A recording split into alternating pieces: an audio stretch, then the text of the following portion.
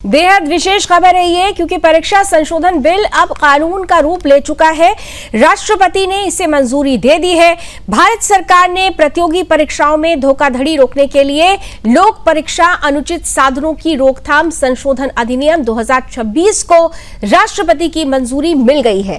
पहले लोकसभा और फिर राज्यसभा में हो हंगामे के बाद आखिरकार इस बिल को पास किया गया और अब राष्ट्रपति के हस्ताक्षर के साथ ही इस बिल ने कानून का रूप ले लिया है। ये नया कानून पेपर लीक, नकल और अन्य गड़बड़ियों पर रोक लगाएगा।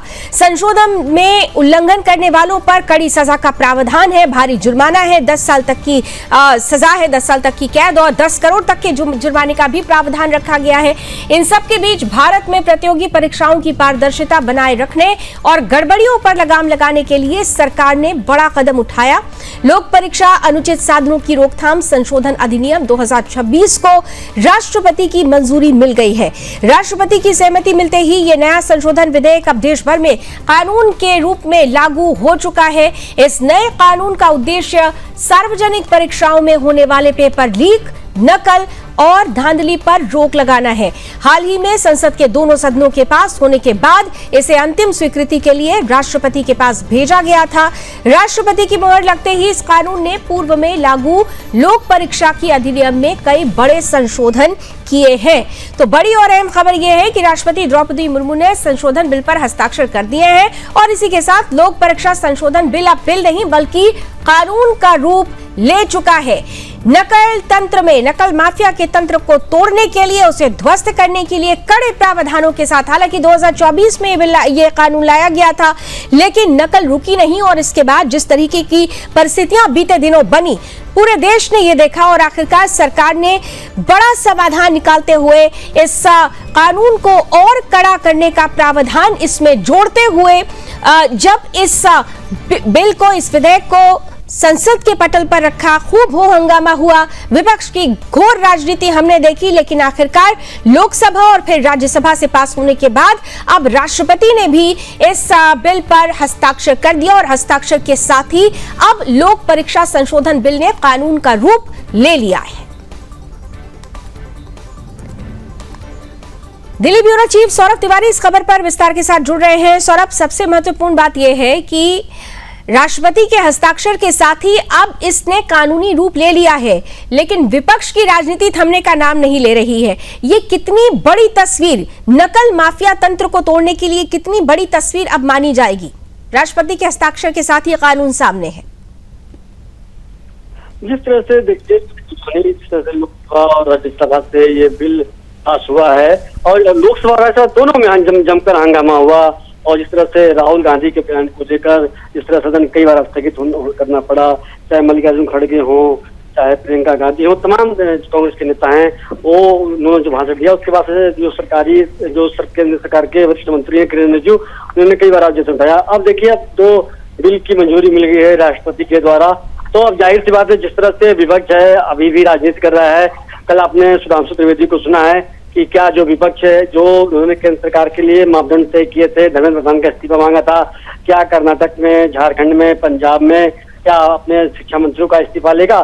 तो जाहिर सी बात है कि अब तक उनका इसको कोई इस्तीफा नहीं हुआ है। वहां भी पेपर लीक हुए हैं।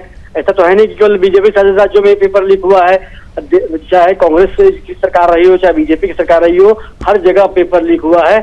और हम तो शुरू से कहते आ रहे हैं कि ऐसे जो भी दोषी है उनको फांसी मिलनी चाहिए थी, लेकिन जिस तरह से अब जो कानून बन गया है इस बात को लेकर अभी, लेकिन जो राजनीति है अभी भी अपने पूरे उफान पे है। सौरभ, सबसे महत्वपूर्ण बात यह है कि अब जब ये बिल कानून का रूप ले चुका है, तब ऐसे में विपक्ष का ये कहना कि इस कानून में ये कानून उतना ताकतवर नहीं है। अफसोस की बात यह है कि जब सदन के पटल पर चर्चा चल रही थी, लोकसभा में 10 घंटे से ज्यादा का समय दिया गया, उच्च सदन यानी राज्यसभा में भी 7-8 घंटे का समय दिया गया, उस वक्त संशोधन में क्या और संशोधन हो सकता है और क्या सुधार हो सकता है, इस पर चर्चा नहीं हुई। लेकिन अब जब कानून बन चुका है, अब जब राष्ट्रपति के हस्ताक्षर के साथ ही इसने अमली जामा भी पहन लिया है, बावजूद उसके विपक्षी पार्टियों का एक राग अभी भी जारी है कि ये मजबूत नहीं है। तो क्या आपको लगता है कि अभी भी विपक्ष भ्रम फैलाने का प्रयास कर रहा है, या वाकई ये कानून, इस कानून में जो प्रावधान जोड़े गए हैं, जिस तरह से सजा बढ़ाई गई, जुर्माना बढ़ाया गया, नकल तंत्र पर यह नकेल कसने में सफल होगा? सौरभ। जी देखिए लावनी, आपने जो किया बहुत महत्वपूर्ण सवाल है ये। जिस तरह से अगर विपक्ष चाहता तो इसमें अपना भी सुझाव दे सकता था, लेकिन जो विपक्ष है, देखिए विपक्ष का काम है राजनीति करना, इससे इनकार नहीं कर सकता है। वो सरकार की आलोचना करेगा, इसमें हम अपने कुछ कर सकते हैं। लेकिन अगर यहाँ पर जिस तरह से इतना बड़ा आंदोलन हुआ, पार्लियामेंट एक हफ्ता नहीं चलने दिया कांग्रेस पार्टी और अन्य विपक्षी पार्टियों ने, तो अपना भी सुझाव देना चाहिए। विपक्ष को अब बोलने का वाकई अधिकार नहीं रह गया, क्योंकि अगर विपक्ष चाहता तो अपने सुझाव दे सकता था कि और कैसे मजबूती इशू किया जाए। लेकिन विपक्ष लगातार गृह मंत्री के इस्तीफे की मांग कर रहा था, प्रधानमंत्री को घेरने का काम कर रहा था। तो तमाम ऐसी चीजें हैं। विपक्ष देखिए, विपक्ष अपना काम कर ही रहा है लगातार। राहुल गांधी हो, अखिलेश यादव हो, प्रियंका हो, पप्पू यादव को आपने देखा ही है। तो तमाम हर कोई अपनी अपनी राजनीतिक रोटियां इसमें सेकने लगा है। किसी को छात्रों से कोई मतलब नहीं है लावनी। बिल्कुल, छात्रों से मतलब नहीं, स्वराजनीति से मतलब। लेकिन इतना जरूर है कि सरकार ने संवाद से समाधान निकालने का प्रयास किया, एक कड़ा बिल लेकर आए और अब राष्ट्रपति के हस्ताक्षर के साथ ही एंटी पेपर लीक संशोधन बिल कानून का रूप ले चुका है, कड़े सजा के साथ, कड़े प्रावधानों के साथ, इस उम्मीद के साथ कि नकल तंत्र के इस पूरे नेक्सस को तोड़ने के लिए यह कानून सबसे महत्वपूर्ण साबित हो।